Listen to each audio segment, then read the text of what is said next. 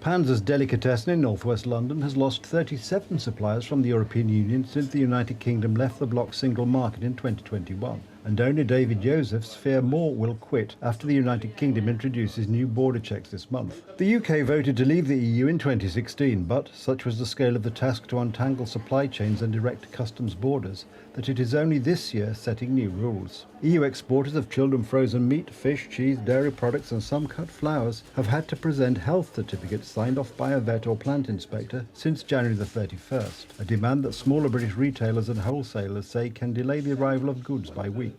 They are now warning that the start of physical checks at government border control posts, along with higher charges which start on the 30th of April, will restrict the variety and freshness of fine artisan foods such as charcuterie, cheese, pasta and olive oil, and that prices will rise. The government says the new checks will help prevent diseases and pests entering the United Kingdom. It also says it will level the playing field for British exporters.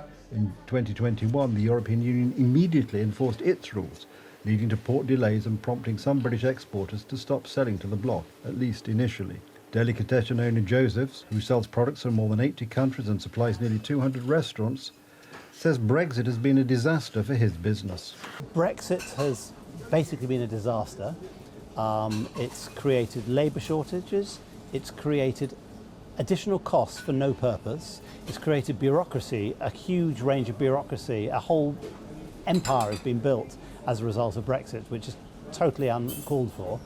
We now have to register paperwork 24 hours to 48 hours in advance of shipping, whereas before we could have it within hours and just ship the goods. And it causes delays at borders, even though we have the paperwork, and it just adds cost to the end user, which for no purpose, and we get a worse service. Nick Carlucci, director of Italian food seller Tenuta Marmorella, based in Berkshire, southern England, said the January changes raised costs and lengthened lead times for some goods by a week. He imports olive oil from his family-owned farm in Puglia, burrata and buffalo mozzarella cheese, balsamic vinegar, sliced meats, pasta, antipasti and panettone. He said importing just one pallet of 4 or 5 different sliced meats would from Tuesday cost him £432 more than before Brexit, with £120 going on a veterinary certificate and £195 on fees and charges the government has introduced to cover the cost of its new system.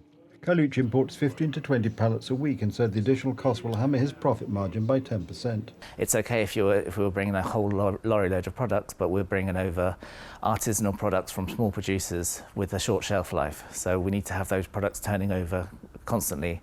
So it's a big worry for us actually, and it can impact our products quite a lot because you can't get so much on a pallet. Worried about bottlenecks at the port of Dover, the United Kingdom's biggest port, he is stocking up as much as he can.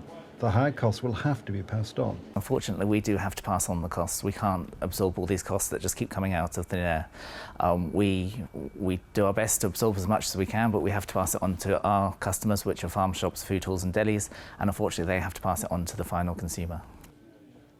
There is still confusion over what the frequency of the checks will be. The government says it will take a pragmatic approach and does not expect significant disruption to imports. It estimates its border rules will increase costs for importers collectively by £330 million a year and increase food inflation by just 0.2% over 3 years. The UK's food inflation leapt to a 45-year high of 19.2% in March 2023 on surging energy costs, labour shortages and disruption to Ukrainian exports, but fell to 4% in March of this year.